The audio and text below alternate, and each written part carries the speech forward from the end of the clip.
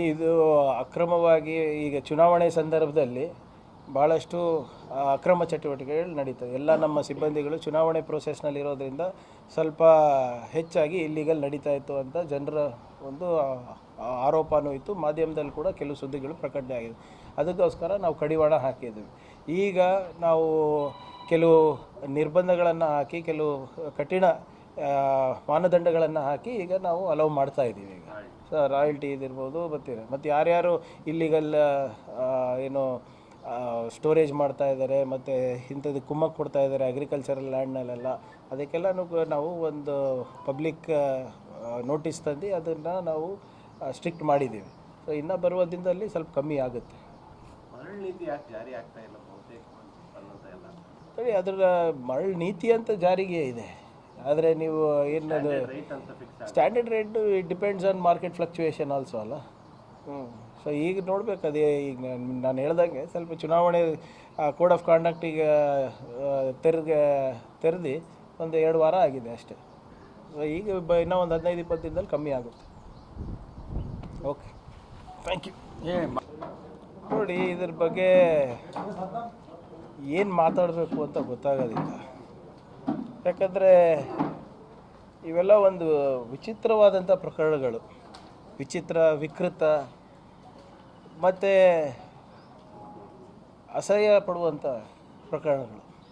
ಪ್ರಜ್ವಲ್ ರೇವಣ್ಣದಿರ್ಬೋದು, ನಿಮ್ಮ ಸೂರಜ್ದಿರ್ಬೋದು, ಯಡಿಯೂರಪ್ಪ ಅವ್ರದ್ದಿರ್ಬೋದು, ಏನು ನಡೀತಾ ಇದೆ ಅಂತಲೇ ತೋಚ್ತಾ ಇಲ್ಲ. ಆಮೇಲೆ ಆಶ್ಚರ್ಯ ಏನಪ್ಪ ಅಂದರೆ, ಅವು ಯಾರು ಮಾಡಿದ್ದಾರೆ ಅವರಿಗೂ ಕೂಡ ಏನು ಅನಿಸ್ತಾ ಇಲ್ಲ. ಎಲ್ಲರೂ ಬೇರೆಯವರ ರಾಜೀನಾಮೆನೇ ಕೇಳ್ತಾ ಇದ್ದಾರೆ, ಅವರು ಆತ್ಮಾವಲೋಕನ ಮಾಡ್ಕೊತಾ ಇಲ್ಲ. ನೀವು ನಮಗೆ ಕೇಳ್ತಾ ಇದ್ದೀರಾ, ಅವ್ರಿಗೆ ಕೇಳಬೇಕು. ದೊಡ್ಡ ಮನೆತನ, ಎಲ್ಲರೂ ಅಧಿಕಾರದಲ್ಲಿದ್ದಾರೆ. ಅವ್ರ ಮೇಲೆ ಏನು ಅವ್ರ ಮೇಲೆ ಏನು ಜವಾಬ್ದಾರಿ ಇದೆ? ಸಮಾಜಕ್ಕೆ ಏನಂತ ಮೆಸೇಜ್ ಕಳಿಸ್ತಾ ಇದ್ದಾರೆ? ಇನ್ನೂ ಕೂಡ ಏನೋ ಇದು ಎಕ್ಸ್ಕ್ಯೂಸಸ್ ಕೊಟ್ಕೊಂಡೇ ಓಡಾಡ್ತಾ ಇದ್ದಾರಲ್ಲ. ಯಾವತ್ತನ ಅವ್ರ ಬಾಯಿಂದ ಇಲ್ಲ, ನಾವು ಒಂದು ಜವಾಬ್ದಾರಿ ಕುಟುಂಬದಿಂದ ಬರ್ತಾ ಇದ್ದೀವಿ, ನಮ್ಮ ಕುಟುಂಬದ ಮೇಲೆ ಇರುವಂಥ ಒಂದು ಈ ಕಪ್ಪು ಚುಕ್ಕಿಯನ್ನು ನಾವು ಅಳಿಸೋ ತನಕ ನಾವು ಅಧಿಕಾರ ಬಿಟ್ಟಿರ್ತೀವಿ, ಅಥವಾ ನಾವು ಸಮಾಜದಲ್ಲಿ ಒಂದು ಸ್ಪಷ್ಟವಾದಂಥ ಸಂದೇಶ ಕೊಡ್ತೀವಿ, ನಾವು ಮಾದರಿ ನಾಗರಿಕರಾಗ್ತೀವಿ ಅಂತ ಎಲ್ಲೂ ಬರ್ತಾನೆ ಇಲ್ಲ ಅಲ್ಲ. ಈ ಪ್ರಕರಣಗಳ ಬಗ್ಗೆ ಏನು ಹೇಳೋದೇ ಗೊತ್ತಾಗ್ತಾ ಇಲ್ಲ. ಅದು ಅವ್ರವ್ರಿಗೆ ವಿವೇಚನೆಗೆ ಬಿಟ್ಟಂಥ ವಿಷಯ ಇವರೇ. ನಾನು ಕುಮಾರಸ್ವಾಮಿ ಅವ್ರ ಬಗ್ಗೆ ಆಗಲಿ, ದೇವೇಗೌಡರ ಬಗ್ಗೆ ಆಗಲಿ, ರೇವಣ್ಣ ಅವ್ರ ಬಗ್ಗೆ ಆಗಲಿ ಮಾತಾಡೋಕ್ಕೆ ಹೋಗೋದಿಲ್ಲ. ಅವರ ಸ್ವಂತ ವಿವೇಚನಕ್ಕೆ ಅವರೇ ಆತ್ಮಾವಲೋಕನ ಮಾಡ್ಕೊಂಡು ಅವ್ರ ಆತ್ಮಸಾಕ್ಷಿಯಾಗಿ ಅವ್ರು ಏನು ಮಾಡ್ತಾರೆ ಅವ್ರಿಗೆ ಬಿಟ್ಟಂಥ ವಿಚಾರ. ಯಾಕಂದರೆ ಅವರನ್ನು ನಂಬ್ಕೊಂಡು ಲಕ್ಷಾಂತರ ಜನ ಅವ್ರ ಪಕ್ಷದವರಿದ್ದಾರೆ.